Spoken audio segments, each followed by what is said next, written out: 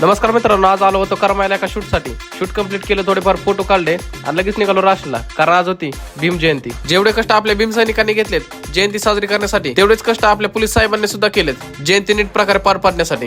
मग काय राडा कसला केलाय तुम्हीच बघा. All right, let me see everybody's hands up in the air and clap, clap and clap, clap, clap, clap.